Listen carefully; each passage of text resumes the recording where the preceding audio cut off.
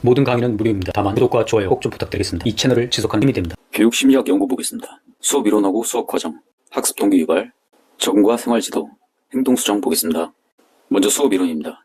수업이라는 게 목표를 달성하기 위한 것이죠. 수업 목표 달성을 위한 여러 조건을 정리 및 통합할 수 있는 지침을 처방해주는 하나의 통합 원리.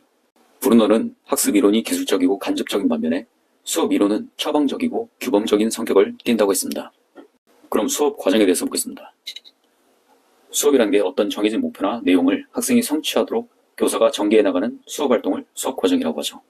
이 수업 과정에는 먼저 목표를 제시하는 일, 그 다음에 선행학습의 기억을 자극하는 일, 학습할 내용을 순서대로 제시하거나 반대하는 일, 학습 진행 과정을 확인하는 일, 학습된 행동의 파지와 전이를 높이기 위한 일, 다음 수업에 대한 예고 등의 활동이 포함됩니다.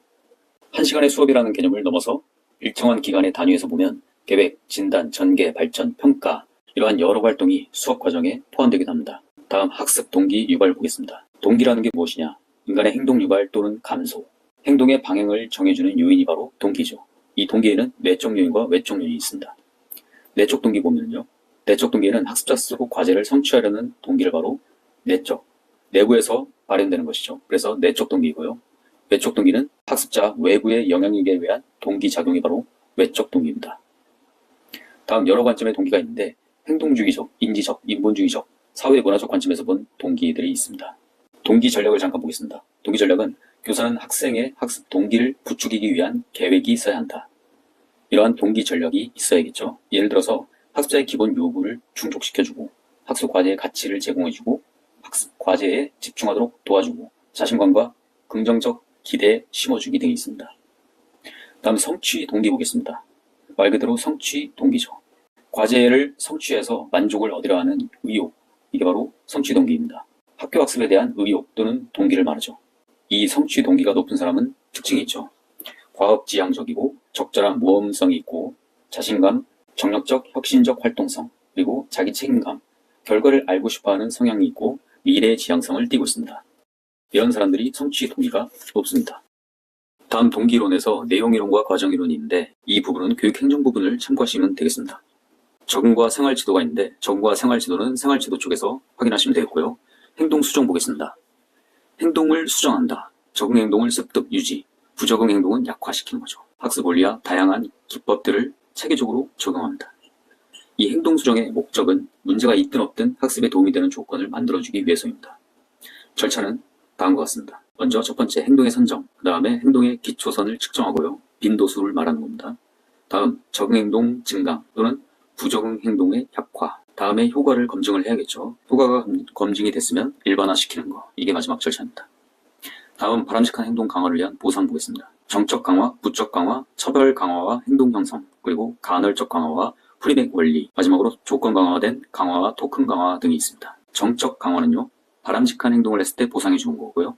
부적 강화는 바람직한 행동을 했을 때 싫어하는 것을 제거해 주는 것이죠. 다음 차별 강화와 행동 형성, 교사가 선택한 것만 강화를 해주는 겁니다. 예를 들어서 올바른 행동만 했을 때 강화해 주는 거, 이게 바로 차별 강화, 행동 형성이죠. 간헐 강화는요, 말 그대로 간헐적으로 모든 행동을 강화하는 것이 아니고 부분 강화를 해줍니다. 이때 일정하지 않게 해주는 것이 중요하겠습니다.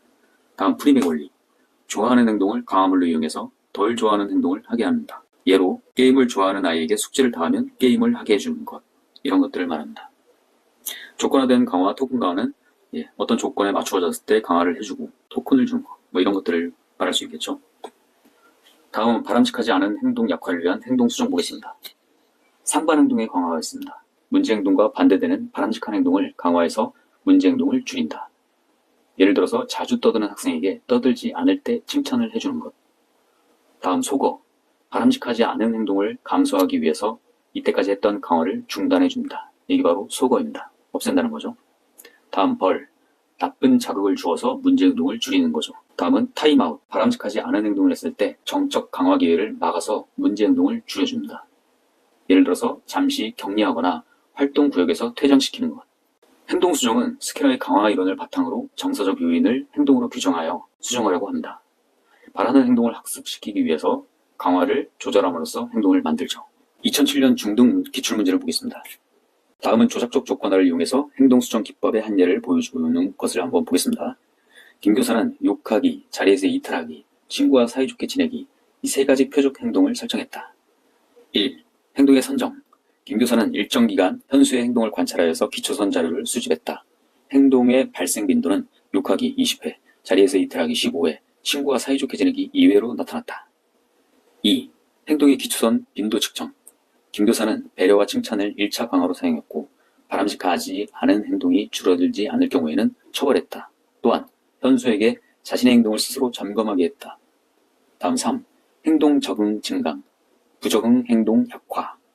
김 교사는 강화와 처벌 그리고 자기 점검의 효과를 알아보기 위해 행동 변화를 측정했다. 그 결과 2주 후에 욕하기 13회로 감소했고 또한 자리에서 이탈하기를 뺀 나머지 행동에서 긍정적 효과를 보였다.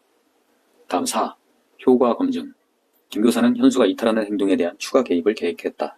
김 교사는 별도의 장소로 지정해 현수가 자리를 뜨고 싶을 때 갈 수 있도록 허용했다. 5번째, 일반화. 이거는 행동 수정의 절차죠. 5가지 절차 꼭 알아두시기 바랍니다. 2008년 초등 기출문제를 보겠습니다. 김 교사는 수업 시간에 장난치는 영수의 행동을 고치기 위해서 교실도로 내보내. 생각나는 게 있죠? 네, 타임아웃.